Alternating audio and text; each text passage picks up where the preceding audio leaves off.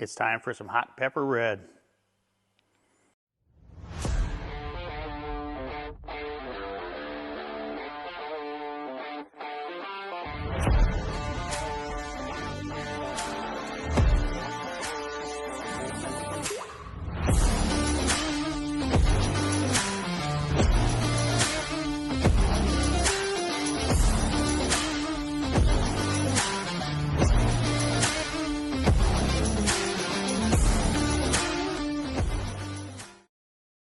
Welcome back to day two, not day two, section two of the Bronco build. So we, in our last video, we got most of the framework done, all the framework done. We definitely got some little bit of infrastructure work to do as far as paint work, just to touch up a few spots. But at this point, we're just going to, get it torn down, get the fender and the hood back off it, get the bumper off it, and then get the radiator support back off it. And then we're gonna start getting everything prepped for paint. We got a little bit of body work to do, and tonight we're gonna I don't know if we'll get it done tonight, but we're gonna get ready to jam out, get the underside of the hood, inside of the fender, and then we're also gonna do a spray out sheet just to make sure our color looks good. This is technically a tri-coat color, so you got a base coat, a mid coat, and then a clear coat. And the more mid you put on, the more it changes the color of the spray out basically. So, but they do offer this in a single, not a single stage, but a single base layer clear coat. So we're gonna do a spray out and see what we think of that color. Hopefully it's good, because it's a lot easier to spray one color than it is to try to blend out a tri-coat color. So we're gonna do a spray out, get the parts jammed out. We also got a front bumper for a Subaru we need to paint for a friend of ours. And then that's also a tri-coat white. All right, show you a couple things what we're looking at here. So basically we just have these chips right here, top and bottom. We gotta get that addressed. Up here in the upper structure here, we had to put a little heat in there to get that buckle to let loose. Need to fix that. We got some scratches down here. And then that's a big dent in the ABS module. So that's junk. We're gonna have to order a new one of them. The other thing we're gonna do here is replace, this thing will sit still anyways. We are gonna replace this bumper bracket here on the frame. It tore right here, it just let loose and snapped. So it's just welded on around the corner. So we're gonna grind that off, order a new one. We're gonna replace that. All right, so we got everything off. Well, basically just the hood and the fender for the most part. The rest of it's not really important at this point. So basically we're just gonna give the inside of the hood here good stuff. We're gonna use our red 3M Scotch-Brite pads. Just one will be fine for this. It'll go with the distance. And then basically we're going to scuff the inside of the fender here, the door jamb area, and then up under here where the bolts go through.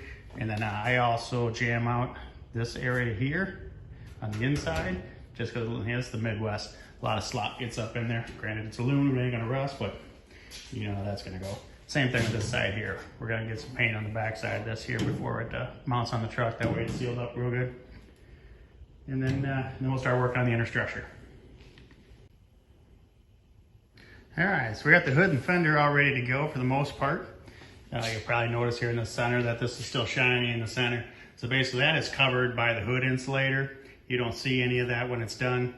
And honestly, at the price of red paint these days, we're not gonna waste any more than we have to. So basically we're just going to, we'll seal and spray the edge of it just where we see, and that's all we're gonna be concerned with.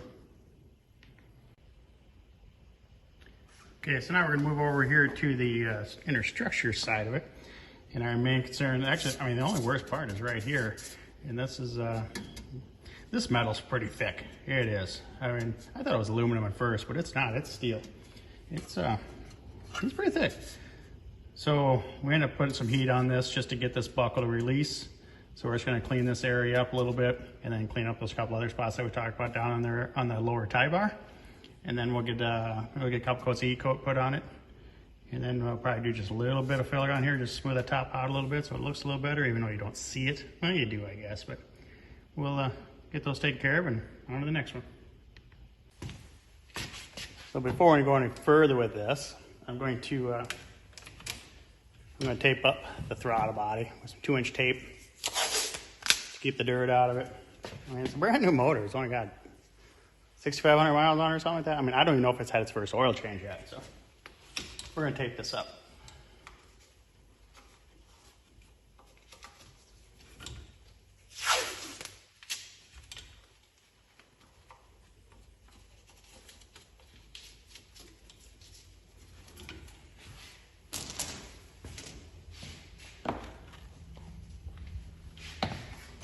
There we go, all taped up.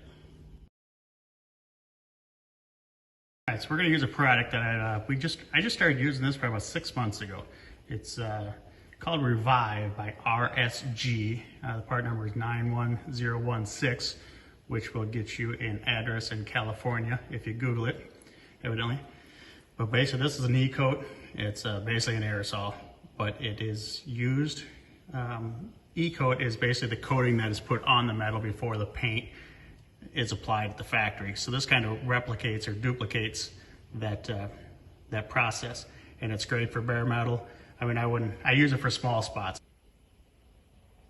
Okay, so we got that E-coat on, 2 coats. We're going to let that flash for at least a half hour here. Actually, I'm going to get some dinner while that flashes off, and then we're gonna come back. We're just gonna do just a little bit of body work on a couple spots just to smooth out from where I was hammering it, hitting it with a hammer. And then we'll get a little primer back on it again. And then we'll move on to the next product. All right, so we got a little skim coating out on those 2 spots on there that I want to address, and we'll get that taken care of. And while that's drying and setting up, we are going to just grab this Subaru bumper here. This is, I think it's a 21 Subaru Outback, Crosstrek, something. I don't know. So we're gonna get this one scuffed. This one's pretty smooth. It's hard to say with each one. This is a nice smooth bumper. We're just gonna hit this with a gray Scotch-Brite. Sometimes you get them and they are really coarse. And then we have to hit them with, sometimes 400 to get them cleaned up. Most of the time you get away with 1,000 grit, wet sand, 1,000, 1,200 on these. Gray Scotch-Brite works well for me. Like I said, the texture of this is very fine. So this texture here, this is the factory textured black. This does not get painted. This stays that black textured black on the Subaru. And then around the, like this corner right here, this is textured black. It's supposed to stay that color. So we have to be careful not to scuff any of that and scratch it. And then we'll have to mask all that off, and then we'll get to painting.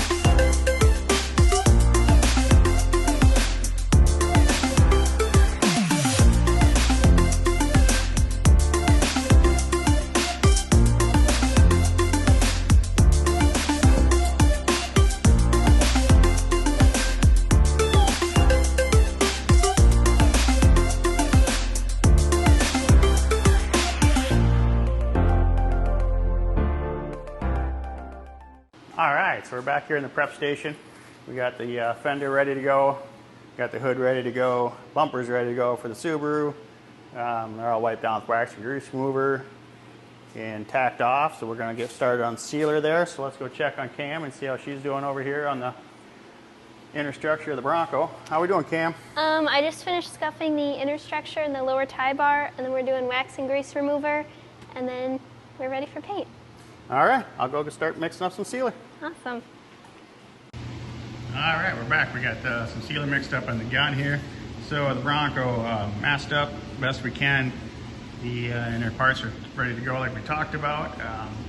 I do not prefer painting in the middle of the shop like this, but when it's on the frame machine, it's torn apart, the wiring's out of it, it's gutted, it don't run. It's just easier just to cover up anything important in the garage. I mean, nothing in here is super important except the blue car. The blue car is covered up with plastic, so we don't have to worry about that. Other than that, everything else in here can get a little overspray on it. It's not gonna hurt. We don't do it very often.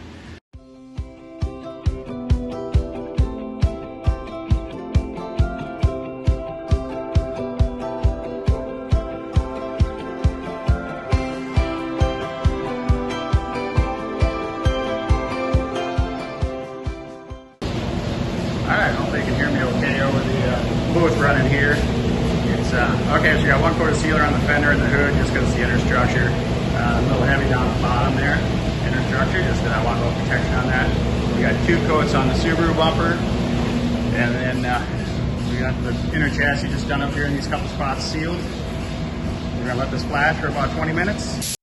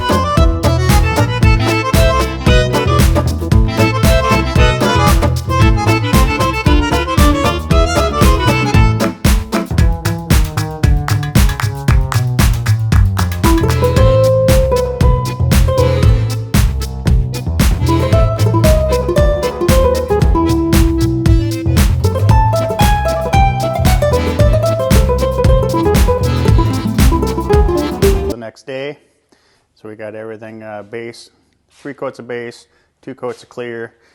We got the hood, mostly the inside of the hood assembled back together. The Subaru bumper is a little dirty but ready to go. We're going to work on that tomorrow. I won't film that though, that's kind of boring. Inner structure, base cleared. We got most of it put back together. Waiting on a few parts yet.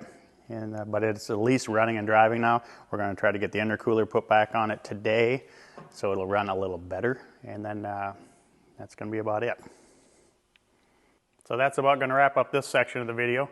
We're going to take a break from the paint and bodywork side of it, and we're going to switch over to getting the suspension torn apart, and we're going to put a rough country 3.5-inch lift in, and the daughter wants to be a part of that, so she's off work tomorrow. So I think we're going to take the afternoon, tear it apart, get the lift put in it, and then we'll get back on assembly.